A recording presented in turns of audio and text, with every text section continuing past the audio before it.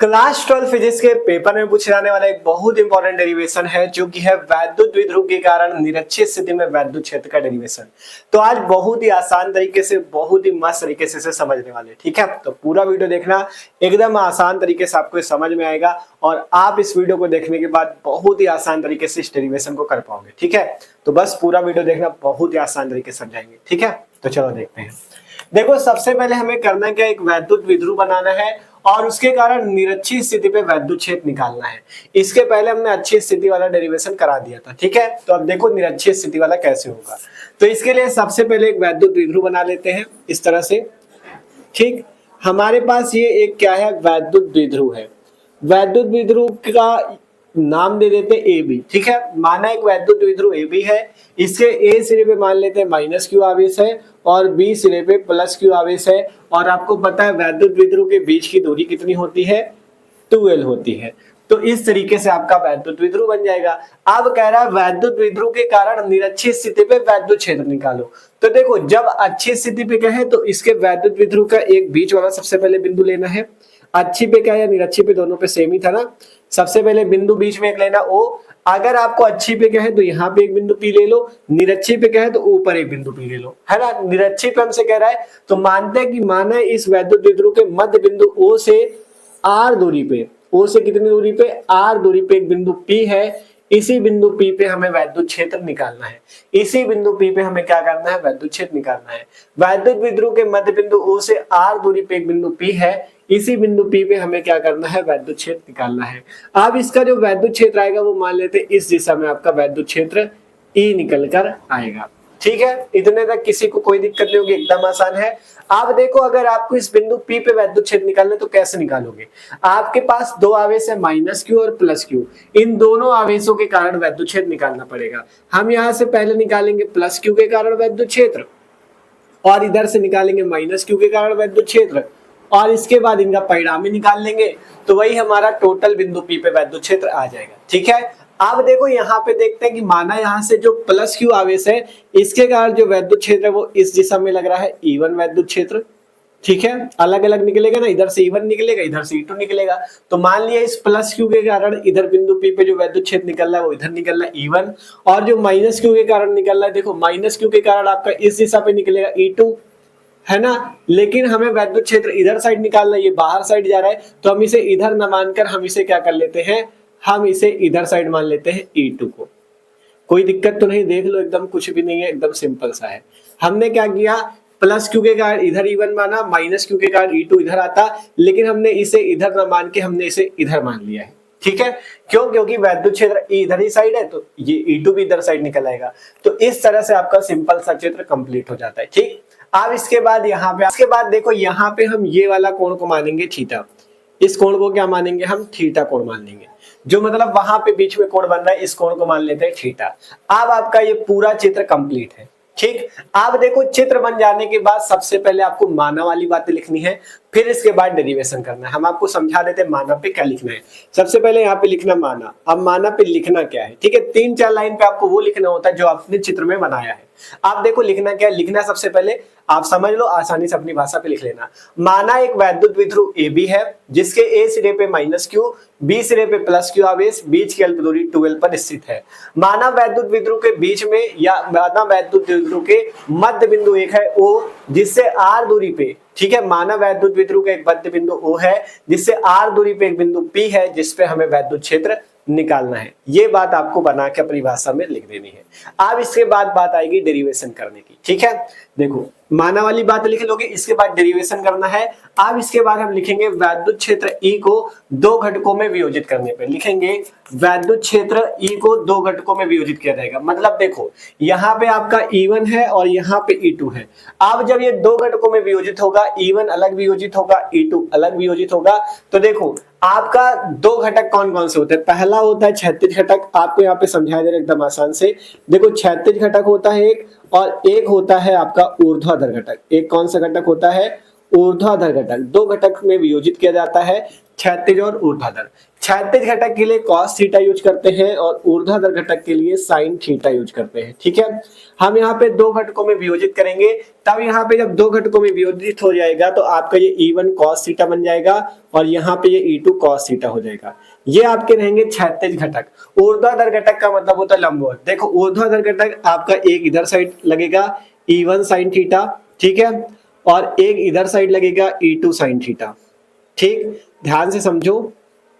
देखो हमने कहा क्षैतिज घटक का मतलब होता है cos थीटा और ऊर्ध्वाधर का मतलब होता है sin थीटा। तो क्षैतिज घटक इधर साइड E1 cos थीटा लगेगा, इधर E2 cos थीटा लगेगा, ठीक है, और इधर E1 sin थीटा और इधर E2 sin थीटा लगेगा। इतने तक तो कोई दिक्कत नहीं है, एकदम आसान है, बहुत आसान। ठीक है, बस ध्यान से सुनो। आप देखो हमने देखा E1 sin थीटा इधर लग रहा है, E2 sin थीटा जस्ट इसके विपरीत लग रहा है। तो जब एक दूसरे के जो चीज विपरीत होगा वो क्या हो जाएगा, वो निरस्त हो जाएगा, मतलब वो एक दूसरे से कट जाएगा। मतलब यहाँ पे E1 sin थीटा और E2 sin थीटा जो होंगे आपस में निरस्त हो जाएंगे, आपस में क्या होंगे, कैंसिल हो जाएंगे, ये समझ लो। ठीक है, E1 sin थीटा और E2 sin थीटा क्या हो जाएंगे, निरस्त हो जाएंगे। मतलब यहाँ पे कार्यरत केवल कौन सा होगा, E1 cos थीटा और E2 cos थीटा। क्या चीज हमने कहा, ध्यान समझो, कुछ भी कंफ्यूजन की जरूरत नहीं है, कंफ्यूज मत हो। देखो सबसे पहले चित्र बन गया था, हमने कहा इस वैद्युत क्षेत्र E को दो घटकों में वियोजित किया गया, पहला क्षैतिज घटक, दूसरा ऊर्ध्वाधर घटक। क्षैतिज घटक का मतलब होता है cos थीटा, ऊर्ध्वाधर घटक का मतलब sin थीटा। यहाँ पे E1 cos थीटा लिख लिया, यहाँ E2 cos थीटा लिख लिया, इधर ऊपर साइड E1 sin थीटा आता, नीचे साइड E2 sin थीटा आता। अब E1 sin थीटा और E2 sin थीटा एक दूसरे के विपरीत है, इसलिए ये कैंसिल हो जाएंगे। कार्य केवल कौन करेगा, E1 cos थीटा और E2 cos थीटा। बस इतनी बात आपको समझनी है, कोई दिक्कत नहीं। अब आगे चलते हैं डेरिवेशन की तरफ। ठीक है, आप देखो यहाँ पे ये बातें आपको लिखनी नहीं, केवल समझ लो। ठीक, पहले देखो चित्र इस तरह से बन जाएगा, माना वाली बातें आपने लिख ली। ठीक है, अब इसके बाद कुछ नहीं करना, आपको डेरिवेशन करना है। सबसे पहले हम लिखते हैं यहाँ से प्लस क्यू आवेश के कारण बिंदु P पे वैद्युत क्षेत्र, फिर माइनस क्यू के कारण निकालेंगे, फिर इसके बाद परिणामी वैद्युत क्षेत्र निकालेंगे। देखो कैसे, एकदम सिंपल है। सबसे पहले लिखते हैं प्लस क्यू आवेश के कारण, प्लस क्यू आवेश के कारण P बिंदु पर वैद्युत क्षेत्र, P बिंदु पर वैद्युत क्षेत्र। ठीक है, प्लस क्यू आवेश के कारण क्या निकाल लेते हैं, P बिंदु पे हम निकाल लेते हैं वैद्युत क्षेत्र। आप देखो जो प्लस क्यू आवेश के कारण P बिंदु पे वैद्युत क्षेत्र आएगा, आपने वैद्युत क्षेत्र का हमने सूत्र इसके पहले डेरिवेशन कराया था, बिंदु आवेश के कारण वैद्युत क्षेत्र। मान लो कोई बिंदु पे कोई आवेश स्थित है और आपको r दूरी पे मान लो अगर निकालना है क्या चीज, वैद्युत क्षेत्र, तो उसका सूत्र होता है E1 बराबर या E बराबर 1/4πε0 Q बटे r स्क्वायर। ये सूत्र होता है। ये r स्क्वायर वो वाली दूरी होती है जो आवेश से बिंदु तक की दूरी होती है। ठीक है, तो यहां से हम ये वाला सूत्र लगाएंगे। देखो कैसे, सबसे पहले यहां से लिखेंगे, दो आपके पास वैद्युत क्षेत्र आएंगे E1 और E2, तो पहले लिखेंगे E1 बराबर 1/4πε0। आवेश आपके पास है Q। देखो आपको यहाँ पे आवेश के चिन्ह नहीं लेना, केवल आवेश से मतलब है Q आपको लेना है, तो Q ले लिया। अब बात आएगी आपकी की बीच की दूरी। आप क्या बात आएगी कि आपको बीच की दूरी बतानी है। आप बीच की दूरी ये ना सोचना कि सूत्र में r है तो r को ले लेना है, आपको दूरी वो लेनी है जो आवेश से उस बिंदु तक की दूरी है। मतलब आवेश कौन सा है, प्लस क्यू, तो हमें प्लस क्यू से p बिंदु तक की दूरी चाहिए। और प्लस क्यू से p बिंदु तक की दूरी कितनी है, देख सकते हो, p से b तक की दूरी मतलब pb, कितनी है दूरी, PB है। ठीक है, तो यहाँ से हमने लिख लिया, PB लिख लो या BP लिख लो, आप कुछ भी लिख सकते हो। ठीक है, तो यहाँ से देखो, चलो BP ही लिख देते हैं, तो यहाँ से आपका आ जाएगा BP। ठीक है, ये यहाँ से यहाँ तक की दूरी। ठीक, अब इसे आपको मान लेना है समीकरण नंबर 1। मतलब आपको देखो, सॉरी r स्क्वायर है ना, तो BP का स्क्वायर कर देंगे। देखो क्या हुआ, सबसे पहले हमने लिखा E1 बराबर 1/4πε0, आवेश Q था, Q लिख लिया, बीच की दूरी कितनी है, B से P तक, तो B से P तक लिखा, और r स्क्वायर में जैसे स्क्वायर लगा तो BP पे स्क्वायर लगा दिया, कोई दिक्कत नहीं। आगे देखें, आगे अब माइनस क्यू के कारण निकालेंगे, तो लिखेंगे माइनस क्यू आवेश के कारण, माइनस क्यू आवेश के कारण P बिंदु पर वैद्युत क्षेत्र, P बिंदु पर वैद्युत क्षेत्र। अब माइनस क्यू आवेश के कारण हम लोग निकाल लेंगे P बिंदु पर वैद्युत क्षेत्र, तो वो कितना आ जाएगा, वो आ जाएगा E2 बराबर, तो यहां से लिखेंगे E2 बराबर 1/4πε0, और यहां से Q बटे में ये BP था और इसकी वाली लंबाई कितनी है, AP है, क्योंकि माइनस क्यू से P बिंदु तक की कौन सी दूरी हो जाएगी, A से P तक वाली, तो AP का स्क्वायर। ठीक है, आप देखो यहां से इतना आ गया AP का स्क्वायर। अब इसके बाद आप चाहो तो यही से एक काम कर लेते हैं, हम लोग AP और BP का मान निकालते हैं। देखो यहाँ से चलो इसको समीकरण 2 मान लो, भी कोई दिक्कत नहीं। आवेश के देखो हमने चिन्ह कोई नहीं रखे हैं, जो प्लस क्यू हो चाहे माइनस क्यू, केवल आपको क्यू से मतलब है, आपको चिन्ह नहीं रखना, ठीक। तो इतने तक किसी को कोई दिक्कत नहीं, क्यू बटा आर स्क्वायर था, दूरी जो थी बीपी और एपी उसको हमने रख लिया।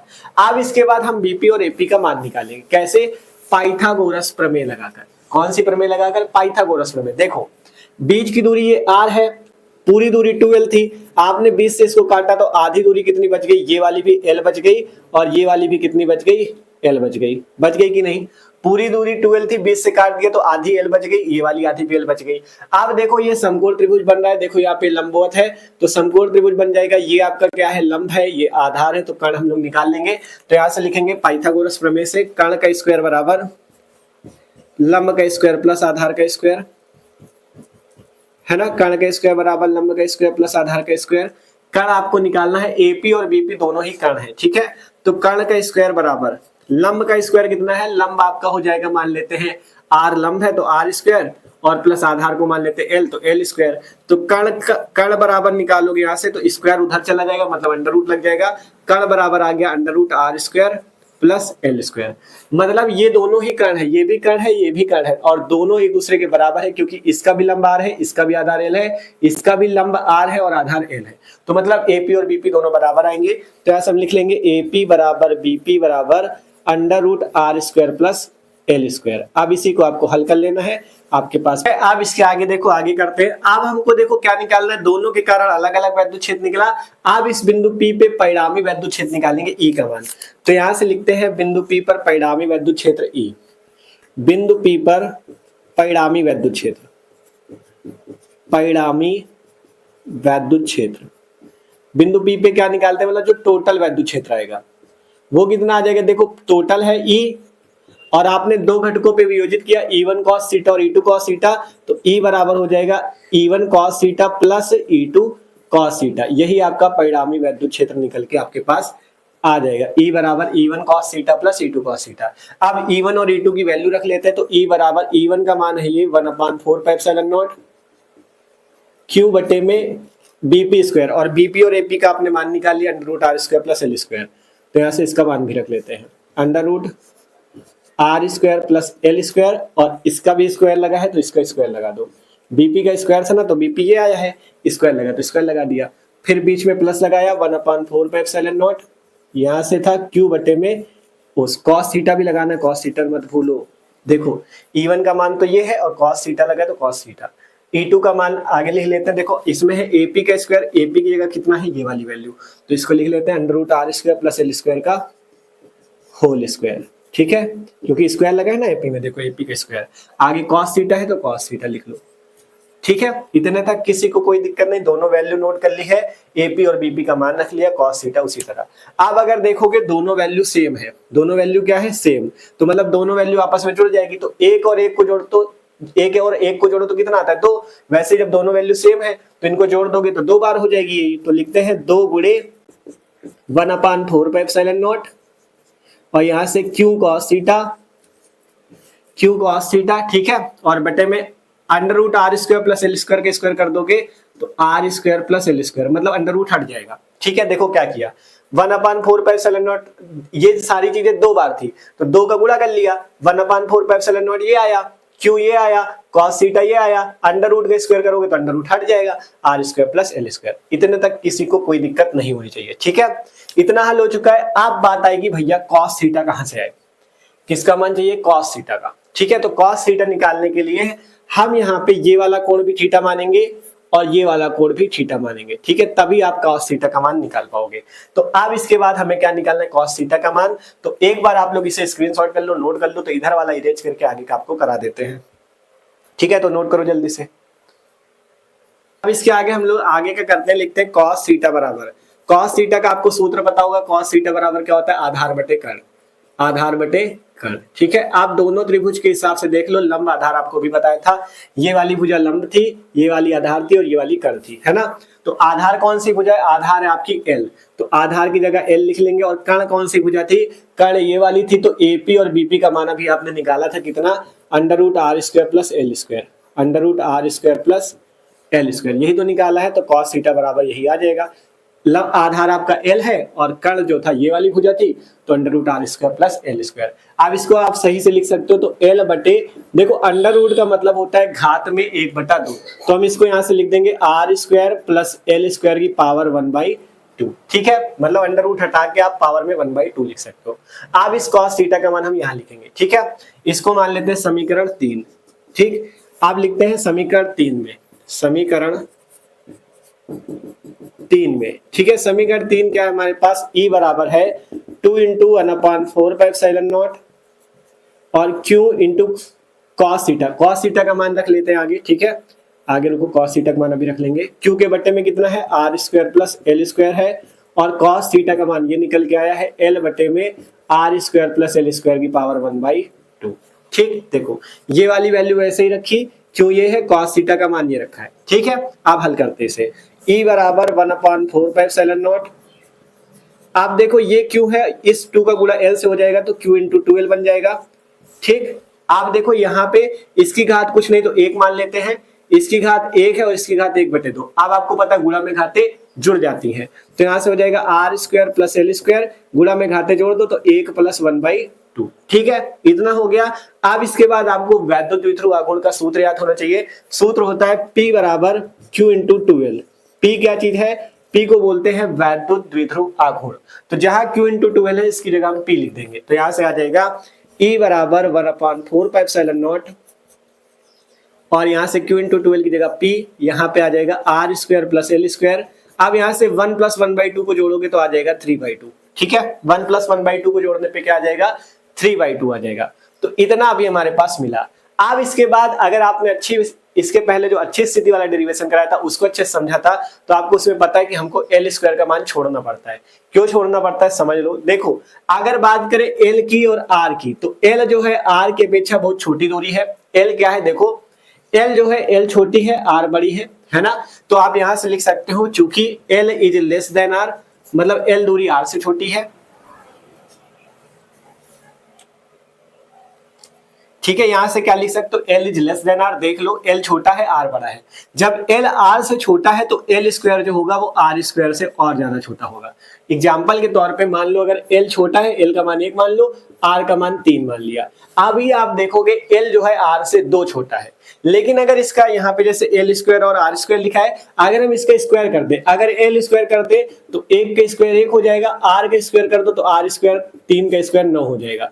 मतलब अब आपने क्या देखा, एल और आर में अभी क्या था, 2 का अंतर था, लेकिन एल स्क्वायर और आर स्क्वायर में कितने का अंतर आ गया, 8 का। मतलब अब बहुत ज्यादा अंतर हो गया, बहुत ही छोटा हो गया। मतलब 9 की अपेक्षा 1 बहुत छोटा है। तो यहां से हमने लिखा एल जो है आर से छोटा है तो एल स्क्वायर जो हो जाएगा आर स्क्वायर से बहुत ज्यादा छोटा हो जाएगा। तो जब कोई चीज बहुत ज्यादा छोटी हो जाएगी तो उसको मान लेंगे नगण्य। नगण्य का मतलब उसको छोड़ देंगे। तो यहाँ से हम एल स्क्वायर को क्या करेंगे, छोड़ देंगे। क्यों छोड़ रहे हैं, क्योंकि आर स्क्वायर की अपेक्षा एल स्क्वायर बहुत छोटा है। देखो आर स्क्वायर की अपेक्षा एल स्क्वायर बहुत छोटा है, तो इसको हम छोड़ देंगे। तो बस इसको छोड़ देना, आगे हल कर लो, आपके पास सूत्र आ जाएगा। ठीक है, इधर वाला नोट ही कर लिया होगा, इसको इरेज कर देते हैं। ठीक है, अब बस थोड़ा सा बचा है, एल स्क्वायर को छोड़ देंगे। और ये चीज आपको केवल समझाने के लिए था, इसको लिखना नहीं है, केवल समझ जाओ ये चीज। ठीक है, कि मतलब एल स्क्वायर जो है आर स्क्वायर की अपेक्षा बहुत छोटा है, तो आपको इसे क्या करना है, छोड़ देना है। आप देखो यहाँ से आगे एल स्क्वायर को छोड़ देंगे, बाकी जो बचा उसको लिख लो। तो E बराबर आ जाएगा 1/4। ठीक, और यहाँ पे है P और बटे में है r square plus l square की घात 3/2। एल स्क्वायर को छोड़ दो तो बचेगा आर स्क्वायर और घात कितनी है, 3/2, तो घात में लिख देंगे 3/2। ठीक है, तो 1/4 P ये रहा, एल स्क्वायर को छोड़ दिया तो आर स्क्वायर की घात 3/2। अब इसको हल कर लेते हैं। देखो यहाँ पे देखोगे स्क्वायर और 3/2 है, मतलब इसका मतलब ये है कि 2 में 3/2 का गुणा है। ठीक है, क्योंकि स्क्वायर यहाँ पे लगा, बाहर 3/2 है, तो इसका क्या मतलब, स्क्वायर में 3/2 का गुणा है। तो यहाँ से देखोगे 2 से 2 कैंसिल हो जाएगा, वैसे यहाँ से 2 से 2 कैंसिल हो जाएगा, बच जाएगा आपके पास E बराबर 1/4 और यहाँ ऊपर बचा P और नीचे बचा R की घात कितना, 3।